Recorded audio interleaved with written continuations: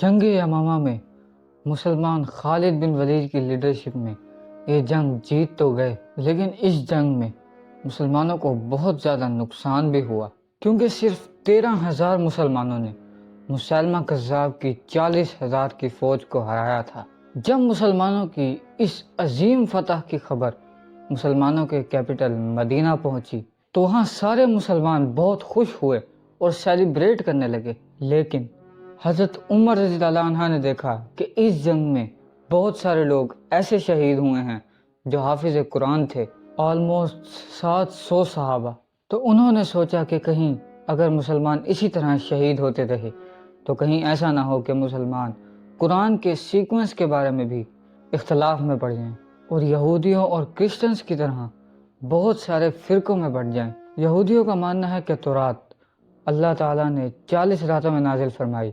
لیکن قرآن تورات کی طرح 40 راتوں میں نہیں بلکہ 23 سال کے چھوٹے چھوٹے حصوں میں نازل ہوتا رہا۔ رسول اللہ صلی اللہ علیہ وسلم کو تورات اور انجیل کے چینج ہونے کا پہلے سے پتا تھا، تو انہوں نے شروع سے ہی قرآن کی حفاظت کے لیے بہت ہی اسٹرکٹ سسٹم بنایا۔ قرآن کا سب سے پہلے نازل ہونے والا ورڈ اقرا تھا، مطلب ریڈ، لیکن آج سے 1400 سال پہلے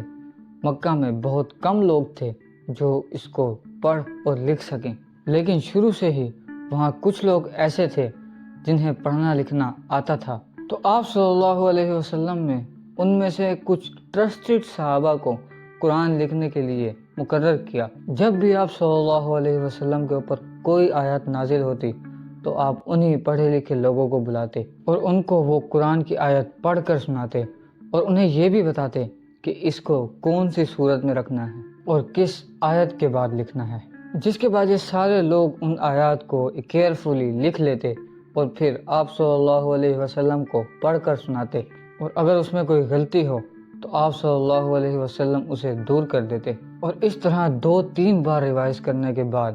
قرآن باقی مسلمانوں تک پہنچایا جاتا۔ اب قرآن لکھنے اور پڑھنے والے تو بہت کم تھے، تو صحابہ نے اسے زبانی یاد کرنا بھی شروع کیا۔ مکہ میں تو پہلے قرآن اسی طرح لکھوایا گیا، لیکن ہجرت کے بعد مدینہ میں آپ صلی اللہ علیہ وسلم نے قرآن لکھوانے کا ایک پراپر سسٹم بنایا۔ مدینہ میں پڑھے لکھے لوگوں کی تعداد تو مکہ سے بھی بہت زیادہ کم تھی، لیکن مسلمانوں کو وہاں سب سے بڑا فائدہ یہ ہوا کہ وہاں یہودی آباد تھے، کیونکہ یہودیوں کو یہ پہلے ہی بتا دیا گیا تھا کہ بہت جلد ان کے آس پاس ایک نبی آنے والے ہیں۔ تو اب آپ صلی اللہ علیہ وسلم نے یہودیوں کے ایجوکیشن سسٹم سے مسلمانوں کو بھی فائدہ پہنچانے کی کوشش کی اور بہت سارے ینگ اور ٹیلنٹڈ مسلمانوں کو یہودیوں کے سکولز بھیجا تاکہ وہ ان سے پڑھنا لکھنا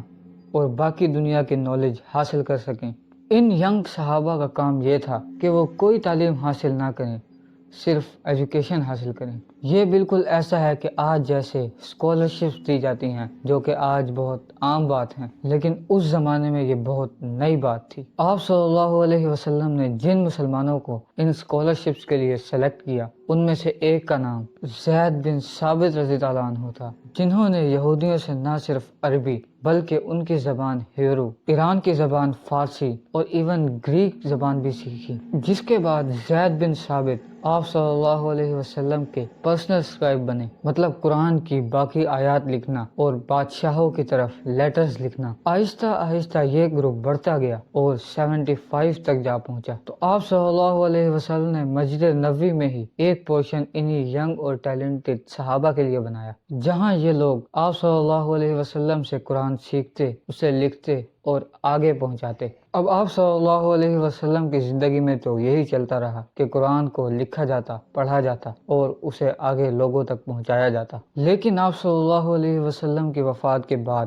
جنگ یمامہ میں 700 حافظ قرآن صحابہ شہید ہوئے۔ تو حضرت عمر نے سوچا کہ اگر ایسے ہی صحابہ شہید ہوتے رہے تو کہیں ایسا نہ ہو کہ آنے والے مسلمانوں کے لیے قرآن ایک کمپلیٹ شکل میں موجود نہ ہو اور وہ فرقوں میں نہ بٹ جائیں۔ تو وہ سیدھا ابو بکر صدیق رضی اللہ عنہ کے پاس گئے اور انہیں سمجھانے کی کوشش کی اور انہیں یہ کہا کہ ہمیں ایٹ لیسٹ ایک قرآن بک کی شکل میں لکھ لینا چاہیے، بالکل اسی سیکوینس کے ساتھ جس سیکوینس کے ساتھ آپ صلی اللہ علیہ وسلم نے بتایا ہے، جس پر کسی کو کوئی اختلاف نہ ہو۔ تو ابو بکر صدیق رضی اللہ عنہ نے پہلے تو اس بات سے بالکل انکار کر دیا اور کہا کہ میں ایسا کیوں کروں جو رسول اللہ صلی اللہ علیہ وسلم نے نہ کیا ہو۔ تو حضرت عمر رضی اللہ عنہ نے انہیں کنونس کرنے کی بہت کوشش کی اور انہیں یہودیوں اور کرسچنز کی کتابیں توریت اور انجیل کی مثال بھی دی۔ تو جب حضرت عمر رضی اللہ عنہ نے توریت اور انجیل کی مثال دی تو ابو بکر رضی اللہ عنہ